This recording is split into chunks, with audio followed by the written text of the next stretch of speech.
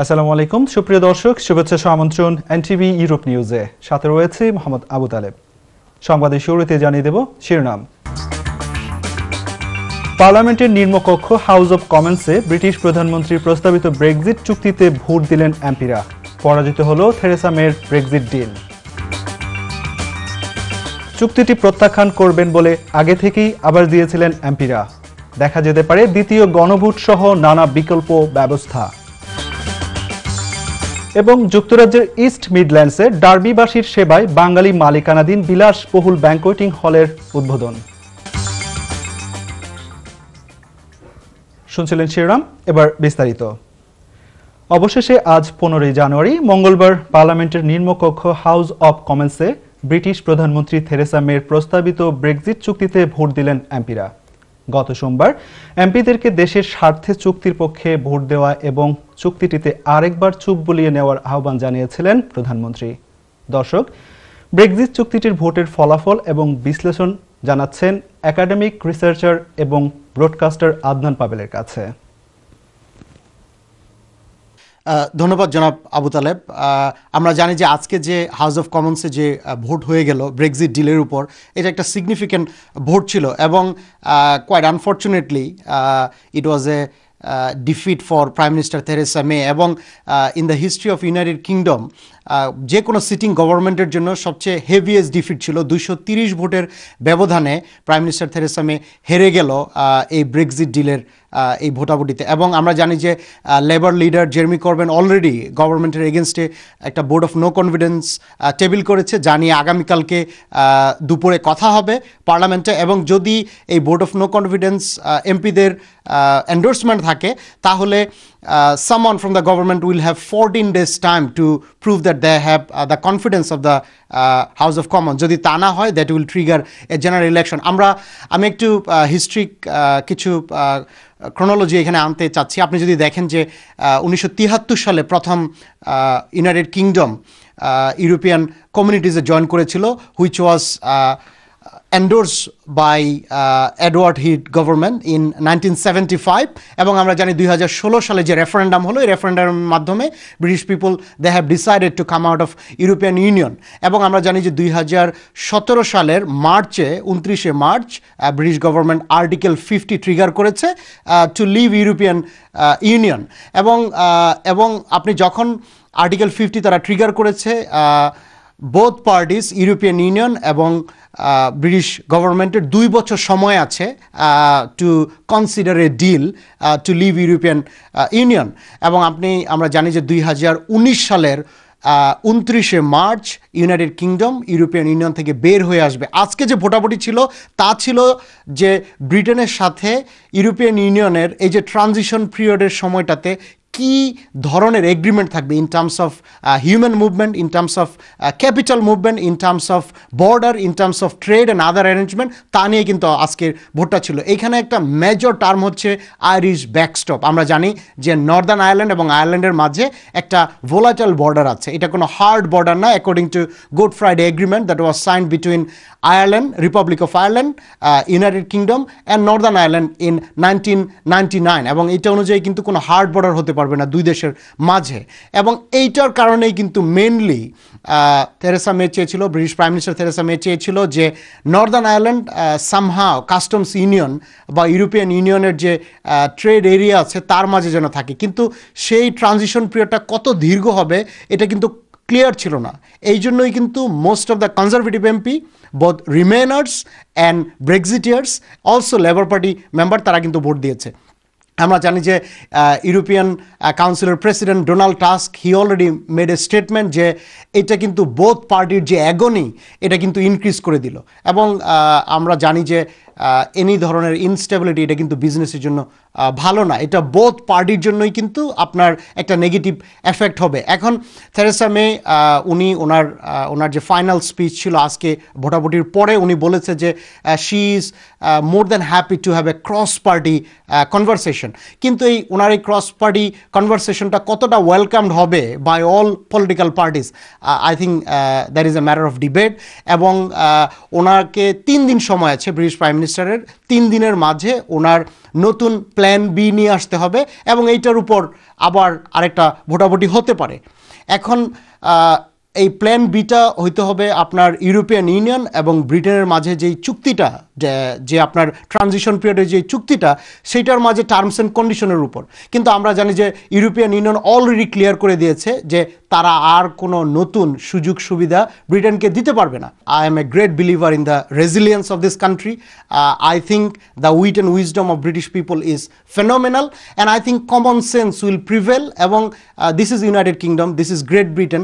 আমার মনে হয় যে politician all across political ideologies, Labour Party, Conservative Party, DUP, Lib Dem, SNP, UKIP, সকল রাজনৈতিক দল তারা একসাথে বসে তারা এরকম একটা প্রপোজাল নিয়ে আসবে যা কিনা ইউনাইটেড কিংডমের জন্য একটা ফিউচার, একটা সুযোগ ক্রিয়েট করে দেবে ইউনাইটেড কিংডমের জন্য, একটা ভালো, একটা প্রসপারাস ইউনাইটেড কিংডম আমরা দেখতে পাবো ইন নিয়ার ফিউচার। দর্শক শুনছিলেন একাডেমিক রিসার্চার এবং ব্রডকাস্টার আদনান পাবেলের ব্রেক্সিট ভোটের ফলাফল নিয়ে সর্বশেষ বিশ্লেষণ। এদিকে ব্রিটিশ প্রধানমন্ত্রী থেরেসা মে পার্লামেন্টের তার ব্রেক্সিট চুক্তি নিয়ে ভোটাভুটিতে পরাজিত হবেন তা আগে থেকেই অনুমান করা যাচ্ছিল।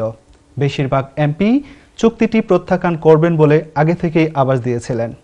লেবার পার্টি ও ডেমোক্রেট ইউনিস্ট পার্টি সহ অন্যান্য বিরোধী দলের প্রায় সব আইন প্রণেতা সহ মেয়ের নিজ দলের প্রায় 100 কনজারভেটিভ এমপির চুক্তির বিপক্ষে ভোট দেবে ঘোষণা দিয়েছিলেন। ফলে বড় ধরনের পরাজয়ের মুখে পড়লেন থেরেসা মে। আর এই পরাজয়ের ফলে মিসেস মে ইউরোপীয় ইউনিয়ন থেকে যুক্তরাজ্যের বেরিয়ে যাওয়ার নির্ধারিত সময় 29শে মার্চ পিছিয়ে দিতে বাধ্য হতে পারেন, অথবা ব্রেক্সিটটি আরেকটি গণভোট কিংবা চুক্তি ছাড়াই ইইউ ত্যাগ সহ নানা বিকল্প পদক্ষেপ নেওয়ার পথ প্রস্তুত হতে পারে। গত নভেম্বরে ব্রেক্সিট মন্ত্রীর পদ থেকে সরে দাঁড়ানোর ডমিনিক রাবের মতে কোনো চুক্তি ছাড়াই ইউরোপীয় ইউনিয়ন থেকে বিচ্ছেদের প্রস্তুতি নেওয়ার সময় হয়েছে। এদিকে ব্রেক্সিট প্রক্রিয়া নিয়ে গত অর্ধ শতাব্দীর মধ্যে সবচেয়ে বড় রাজনৈতিক সংকটের মুখে পড়েছে ব্রিটেন। তবে প্রধানমন্ত্রী থেরেসা মে এখন কি পদক্ষেপ নেন সেটি এখন দেখার বিষয়। I'd like to set out briefly how the government intends to proceed. First, we need to confirm whether this government still enjoys the confidence of the House. I believe that it does, but given the scale and importance of tonight's vote, it's right that others have the chance to test that question if they wish to do so. I can therefore confirm that if the official opposition table a confidence motion this evening in the form required by the Fixed Term Parliaments Act, the government will make time to debate that motion tomorrow. And if, as happened before Christmas, the official opposition decline to do so, we will, on this occasion, consider making time tomorrow to debate any motion in the form required from the other opposition parties, should they put one forward. Second, if the House confirms its confidence in this government, I will then hold meetings with my colleagues, our confidence and supply partner, the DUP, and senior parliamentarians from across the House to identify what would be required to secure the backing of the House.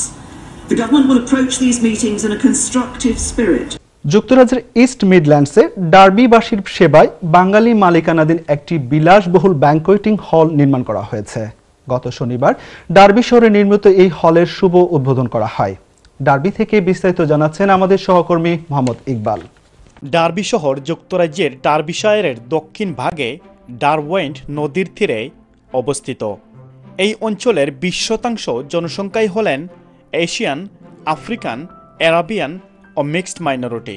কিন্তু তাদের জন্য মানানসই কোনো ব্যানকুইটিং হল এখনও নির্মিত না হওয়ায় দীর্ঘদিন ধরে নানান সমস্যায় ভুগছেন এই অঞ্চলের বিভিন্ন কালচারের বাসিন্দাগণ। বিয়ে, ওলিমা বা কালচারাল পার্টি, যে কোনো অনুষ্ঠান বা উৎসবের আয়োজন করতে হতো ডার্বির আশেপাশের শহরগুলিতে। তাই অবশেষেই দীর্ঘ প্রতীক্ষার অবসান ঘটিয়ে ডার্বিবাসীর সেবায় নির্মিত হয়েছে বাঙালি মালিকানাধীন দ্য গ্র্যান্ড রিভার সুইট নামে মনোরম পরিবেশে উন্নত মানের একটি ব্যানকুইটিং হল। এই হলের উদ্বোধন অনুষ্ঠানে এসে তার প্রতিক্রিয়া বলছিলেন derby 6th form school and কলেজের ফিজিক্স বিভাগের শিক্ষক মিস্টার খালিক। আজকে আমরা গ্র্যান্ড ওপেনিং আসলাম, আমরা সবাই আইছি। ডার্বির মাঝে প্রথম একটা সুন্দর একটা ফেসিলিটি হয়েছে আমরা দেয়। এটা ডার্বির অনেক পুরানা একটা চাহিদা আমরা আসিল। কিন্তু বার্মিংহামের ভাই আজকে খুলছেন। গত শনিবার ডার্বি এবং যুক্তরাজ্যের বিভিন্ন শহর থেকে আগত বিশিষ্ট ব্যক্তিবর্গের উপস্থিতিতে ডার্বি শহরের মেয়র মাইক কার, বার্মিংহামের লর্ড মেয়র, কাউন্সিলর ইভিনি মেসকুইট এবং গ্র্যান্ড রিভার সুইটের স্বত্বাধিকারী শেবুল মিয়া ফিতা কেটে হলের উদ্বোধন করেন। ডার্বি এরিয়া হল করার মূলত উদ্দেশ্য হইল এই এরিয়ার মাঝে বড় কোনো হল নাই, তারা বার্মিংহাম যাওয়া লাগে, নাইলে লেস্টার, কভেন্ট্রি, স্টকন-অন-টেন্ট, নটিংহাম। ও চিন্তা করিয়া আমরা যে করলাম যে তারা লাগি কমিউনিটির লাগি একটা হেল্পও লাগি। উদ্বোধনী অনুষ্ঠানে আগত অতিথিরা তাদের বক্তব্য বলেন, এই ব্যানকুইটিং হলের সুবাদে ডার্বি শহরের সব ধরনের কমিউনিটি উপকৃত হবে বলে তারা বিশ্বাস করেন। Just come to a fantastic event at an absolutely outstanding venue, and I'm so proud to be here with Shabil Mia, who is my adopted son. I feel like the mother who has the brilliant son who's done so well. The surroundings are fantastic, the venue is outstanding. I've just encouraged the Mayor of Derby to have his ball here because it's just wonderful. Well, I'd like to say this has been an absolutely fabulous event that I've been to. I'm really impressed with this new facility that we've got here for all the community in Derby. অনুষ্ঠানে আগত অতিথিরা গালা ডিনারের পাশাপাশি cultural music ও অনুষ্ঠানের শেষে নেচে গেয়ে আনন্দ প্রকাশ করেন। এর মাঝে কত সুন্দর সুন্দর জায়গা আছে, আর ব্যাংকুয়েটিং হল ইউজ করা যাইব ফর মেনি ইউজেস, আর আমি বুঝি ডার্বির কমিউনিটির লাগি এটা রিয়েলি সাপোর্ট হইব। It's absolutely fantastic. It's for every kind of community, any kind of person who can come and enjoy here. We enjoyed the event today. We came from Birmingham and the food and entertainment was really good. Mohammad Iqbal, NTV news, derby. Community প্রসঙ্গ। যুক্তরাজ্য স্বেচ্ছাসেবক দল কর্তৃক আয়োজিত এক প্রতিবাদ সভা সোমবার সন্ধ্যায় পূর্ব লন্ডনের হোয়াইট চ্যাপেলস্থ বিএনপি অফিসে অনুষ্ঠিত হয়েছে। যুক্তরাজ্য স্বেচ্ছাসেবক দলের সভাপতি নাসির আহমেদ শাহিনের সভাপতিত্বে এবং সাধারণ সম্পাদক আবুল হোসেনের পরিচালনায় অনুষ্ঠানে প্রধান অতিথি হিসেবে উপস্থিত ছিলেন যুক্তরাজ্য বিএনপির সভাপতি MA মালেক ও প্রধান বক্তা হিসাবে উপস্থিত ছিলেন যুক্তরাজ্য বিএনপির সাধারণ সম্পাদক কয়সর M আহমেদ।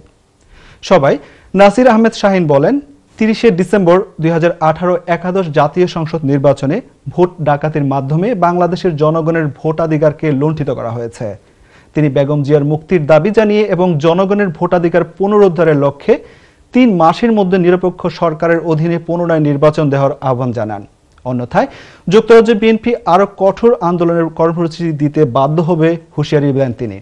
প্রতিবাদ সভায় অন্যান্যদের মধ্যে আরও যারা উপস্থিত ছিলেন আব্দুল হামিদ চৌধুরী, মুজিবুর রহমান মুজিব, কামাল উদ্দিন, আবেদ রেজা, রহিম উদ্দিন সহ অনেকে। যথাযথ মর্যাদায় প্যারিসের লা চাপেলে ফ্রান্স আওয়ামী লীগের উদ্যোগে জাতির জনক বঙ্গবন্ধু শেখ মুজিবুর রহমানের স্বদেশ প্রত্যাবর্তন উপলক্ষে আলোচনা সভা অনুষ্ঠিত হয়েছে। বিপুল সংখ্যক নেতা কর্মীদের উপস্থিতিতে সবাই ফ্রান্স আওয়ামী লীগের ভারপ্রাপ্ত সভাপতি SA তাহেরের সভাপতিত্বে ও ভারপ্রাপ্ত সাধারণ সম্পাদক দেলোয়ার হোসেন কায়েসের সঞ্চালনায় বক্তব্য রাখেন সর্ব ইউরোপিয়ান আওয়ামী লীগের যুগ্ম সাধারণ সম্পাদক মুজিবুর রহমান, ফ্রান্স আওয়ামী লীগের সহসভাপতি শাহেদ আলী, আকরাম খান, মঞ্জুর হাসান সেলিম, জাকির হোসেন ভুইয়া, শাহজাহান রহমান সাজু সহ অনেকে। সভা শেষে দোয়া পাঠ করে জাতির জনক বঙ্গবন্ধু শেখ মুজিবুর রহমানের আত্মার মাগফিরাত কামনা করে মোনাজাত করা হয়। সবাই বক্তারা বলেন, 10 জানুয়ারি জাতির জনক বঙ্গবন্ধু শেখ মুজিবুর রহমানের স্বদেশ প্রত্যাবর্তনের মধ্য দিয়ে বাংলাদেশের বিজয়ের পূর্ণতা লাভ করেছিল। সাবেক প্রধানমন্ত্রী বেগম খালেদা জিয়ার মুক্তি ও প্রহসনমূলক নির্বাচন বাতিলের দাবিতে ফ্রান্সের প্যারিসে প্রতিবাদ সভা করেছে যুবদল ফ্রান্স শাখা। বিপুল সংখ্যক নেতা কর্মীদের উপস্থিতিতে ফ্রান্স যুবদল সভাপতি নাসিম আহমেদের সভাপতিত্বে ও সোহাগ রহমানের পরিচালনায় এ সময় প্রধান বক্তা হিসেবে উপস্থিত ছিলেন যুবদল ফ্রান্সের সাধারণ সম্পাদক আব্দুর রব রানা। প্যারিসের ক্যাথোসীমায় সোনার বাংলা রেস্টুরেন্টে প্রতিবাদ সভায় প্রধান অতিথির বক্তব্য রাখেন ফ্রান্স বিএনপি নেতা সাইদুল ইসলাম, বক্তব্য রাখেন দেলোয়ার হোসেন, মোহাম্মদ হাসিব মাহমুদ, সালাউদ্দিন আহমদ, সয়েফ উদ্দিন, মানিক সর্দার সহ যুবদল নেতারা। এ সময় বক্তারা বলেন, বেগম জিয়ার মুক্তির জন্য শুধু আইনি লড়াই নয়, রাজপথে আন্দোলন করতে হবে। সরকার নিয়ন্ত্রিত আদালত বেগম জিয়াকে মুক্তি দিবে না উল্লেখ করে বক্তারা দেশের বিদেশে আন্দোলনে যাওয়ার আহ্বান জানান। এছাড়াও নির্বাচন প্রসঙ্গে তারা বলেন, আধুনিক বিশ্বে এরকম হাস্যকর নির্বাচন কোনোভাবেই মেনে নেওয়া যায় না। উমরপুর ওয়েলফেয়ার অ্যাসোসিয়েশন ইউকের দ্বিবার্ষিক সাধারণ সভা সোমবার পূর্ব লন্ডনের ব্রিকলেনস্থ একটি রেস্টুরেন্টে অনুষ্ঠিত হয়। সংগঠনের সভাপতি শাহিদ আলীর সভাপতিত্বে এবং সাধারণ সম্পাদক আনহার মিয়ার পরিচালনায় সভায় বক্তব্য রাখেন অর্থ সম্পাদক আনোয়ার মিয়া, শামসুল আলম, আবু বক্কর সিদ্দিক, আব্দুল কুদ্দুস, জিল্লু মিয়া, আক্তার আহমেদ, তারেক রহমান, রোশন আলী সহ আরও অনেকে। অনুষ্ঠানে উমরপুর অ্যাসোসিয়েশনের নতুন কমিটি ঘোষণা দেওয়া হয়। অনুষ্ঠানে উপস্থিত বক্তারা বলেন, পূর্বের ন্যায় আগামীতেও সংগঠনটি এলাকার উন্নয়ন এবং দরিদ্র নিপীড়িত মানুষের সাহায্যার্থে তাদের পাশে দাঁড়াবে। সবশেষে সংগঠনের সভাপতি শাহিদ আলী, সাধারণ সম্পাদক আনহার মিয়া এবং অর্থ সম্পাদক আনোয়ার মিয়া সংগঠনের নতুন সদস্যদের সনদপত্র বিতরণ করেন এবং নির্বাচন কমিশনার নেসাব মিয়া 2019-2020 সালের কার্যকরী কমিটি ঘোষণা দেন। দর্শক, এবার বাংলাদেশ প্রসঙ্গ। একাদশ জাতীয় সংসদ নির্বাচনকে প্রশ্নবিদ্ধ ও বিতর্কিত বলছে ট্রান্সপারেন্সি ইন্টারন্যাশনাল বাংলাদেশ টিআইবি। সংসদ নির্বাচন প্রক্রিয়া পর্যালোচনা করে এক প্রতিবেদনে সংস্থাটির পক্ষ থেকে নির্বাচনী অনিয়মের বিষয়ে বিচার বিভাগীয় তদন্ত করার সুপারিশ করা হয়। এমন নির্বাচন গণতন্ত্রের জন্য ইতিবাচক নয় বলে মনে করেন সংস্থাটি। আজ মঙ্গলবার রাজধানীর ধানমন্ডিতে একটি সেন্টারে একাদশ জাতীয় সংসদ নির্বাচন প্রক্রিয়া পর্যালোচনা শীর্ষক প্রতিবেদন প্রকাশ উপলক্ষে সংবাদ সম্মেলন করে টিআইবি। বিস্তারিত দেখুন রিপোর্টে। টিআইবি বলছে, জাতীয় সংসদ নির্বাচন প্রক্রিয়া কতটুকু সুষ্ঠু, নিরপেক্ষ ও আইনানুগ হয়েছে তা পর্যালোচনায় তারা একটি গবেষণা করেছে। ভোটের আগ থেকে দেশের 50টি আসনের 107 জন প্রার্থীর তথ্য সংগ্রহ করে টিআইবি এই গবেষণা প্রতিবেদন প্রস্তুত করে। এতে দেখা যায় 95% আওয়ামী লীগ প্রার্থী মিছিল, মিটিং ও শোডাউনে আচরণবিধি লঙ্ঘন করেছেন। সেখানে বিএনপি প্রার্থীদের মধ্যে বিধি লঙ্ঘন করেছেন 31 ভাগ। তারা আরও বলছে, অন্যদের চেয়ে 5 গুণ বেশি নির্বাচনী ব্যয় ছিল আওয়ামী লীগ প্রার্থীদের। এছাড়া 50টির মধ্যে 47টি আসনেই নানা নির্বাচনী অনিয়মের দেখা পেয়েছে টিআইবি। সার্বিক পর্যবেক্ষণে সংস্থাটির বক্তব্য, এই নির্বাচন ছিল আংশিক অংশগ্রহণমূলক এবং প্রতিদ্বন্দ্বিতাহীন।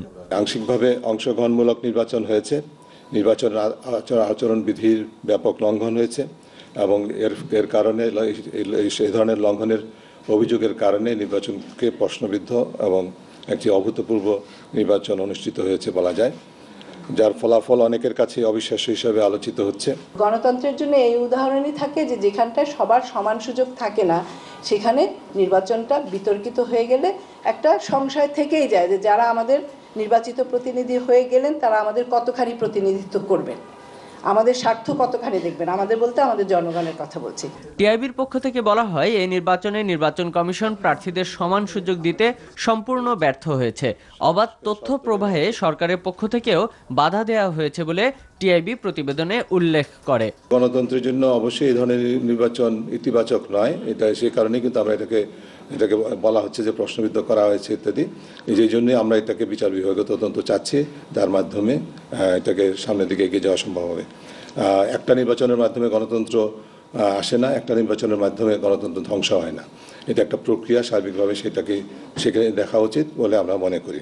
এইটুকুন আমরা বলতে চাই যে যেভাবে এবারকার নির্বাচনটা পরিচালিত হয়েছে সেটার ভিতর প্রচুর ত্রুটি ছিল এবং আমরা আশা করব সেই ত্রুটিগুলি যাতে পুনরাবৃত্তি না হয়। নিজেদের গবেষণাকে সর্বোৎকৃষ্ট দাবি করে এক প্রশ্নের জবাবে নির্বাহী পরিচালক বলেন, জনপ্রিয়তার জন্য টিআইবির কোনো মোহ নেই। টিআইবি যে অবস্থানে আছে সেটা সে অর্জন করেছে। Arafat Siddique, NTV news, Dhaka. কিন্তু সেটা সুনামগঞ্জ জেলা আইনজীবী সমিতির নির্বাচনে ভোট গ্রহণ চলছে। মঙ্গলবার সকাল 9টা থেকে জেলা আইনজীবী সমিতির সম্মেলন কক্ষে ভোট গ্রহণ শুরু হয়। ভোট চলবে বিকেল 4টা পর্যন্ত। 22টি পদের মধ্যে 13টি পদে নির্বাচন অনুষ্ঠিত হচ্ছে। 9টি পদে কোনো প্রতিদ্বন্দ্বিতা না থাকায় প্রতিদ্বন্দ্বিতা ছাড়াই নির্বাচিত হয়েছেন 9 জন প্রার্থী। এবারের নির্বাচনে সভাপতি পদে প্রতিদ্বন্দ্বিতা করছেন মোহাম্মদ চান মিয়া ও রবিউল লেইস। সাধারণ সম্পাদক পদে প্রতিদ্বন্দ্বিতা করছেন মোহাম্মদ বদর উদ্দিন, মোহাম্মদ শাহরুল ইসলাম ও মোহাম্মদ আব্দুল ওয়াদুদ। আইনজীবী সমিতির মোট ভোটারের সংখ্যা 381 জন। নির্বাচনে প্রধান নির্বাচন কমিশনার হিসেবে দায়িত্ব পালন করছেন অ্যাডভোকেট শামস উদ্দিন। তৃতীয়বারের মতো হবিগঞ্জ 2 আসনের সংসদ নির্বাচিত হওয়ায় হবিগঞ্জ জেলা আওয়ামী লীগের সাধারণ সম্পাদক এমপি অ্যাডভোকেট মোহাম্মদ আব্দুল মজিদ খানকে ফুলের শুভেচ্ছা জানিয়েছেন বানিয়াচঙ্গ উপজেলার আতুকুড়া, সুবিদপুর ও করিমনগর গ্রামবাসী। সোমবার এমপি বাসভবনে এসে 3 গ্রামবাসী এই শুভেচ্ছা জানান। এছাড়াও শুভেচ্ছা জানান আতুকুড়া সুবিদপুর শিক্ষা কল্যাণ সমিতির নেতৃবৃন্দ, খান বাহাদুর এহিয়া উচ্চ বিদ্যালয়ের শিক্ষক ও ম্যানেজিং কমিটির নেতৃবৃন্দ। এই সময় এমপি অ্যাডভোকেট আব্দুল মজিদ খান বলেন, দলমতের ঊর্ধ্বে এলাকার উন্নয়নে আজীবন কাজ করে যেতে চাই, এজন্য সকলের কাছে সহযোগিতা কামনা করেন তিনি। এই সময় অন্যান্যদের মধ্যে বক্তৃতা করেন UP chairman Abul Kashem Chowdhury, advocate Masud Karim Akhunji, Subidpur union Awami লীগের সভাপতি হাজী আলী আকবর খান, সিরাজুল ইসলাম খান, হামিদুল হক আখুনজি, শামসুল হক আখুনজি, এলাকার মুরব্বিয়ান সহ অনেকে। দর্শক, সংবাদ শেষ করব তার আগে আরেকবার জানিয়ে দিচ্ছি শিরোনাম। পার্লামেন্টের নিম্নকক্ষ হাউস অব কমন্সে ব্রিটিশ প্রধানমন্ত্রীর প্রস্তাবিত ব্রেক্সিট চুক্তিতে ভোট দিলেন এমপিরা। পরাজিত হল থেরেসা মের ব্রেক্সিট ডিল। চুক্তিটি প্রত্যাখ্যান করবেন বলে আগে থেকেই আভাস দিয়েছিলেন এমপিরা। দেখা যেতে পারে দ্বিতীয় গণভোট সহ নানা বিকল্প ব্যবস্থা। এবং যুক্তরাজ্যের ইস্ট মিডল্যান্ডসে ডার্বিবাসীর সেবায় বাঙালি মালিকানাধীন বিলাসবহুল ব্যাংকোয়েটিং হলের উদ্বোধন। এই ছিল আমাদের হাতে থাকা এনটিভি ইউরোপ নিউজের সর্বশেষ আয়োজন। এই খবরের ভিডিও সহ আপডেট জানতে ভিজিট করুন ইউরোপ এনটিভি অনলাইন www.europeantv.com। সাথে থাকার জন্য ধন্যবাদ সবাইকে। আল্লাহ হাফেজ।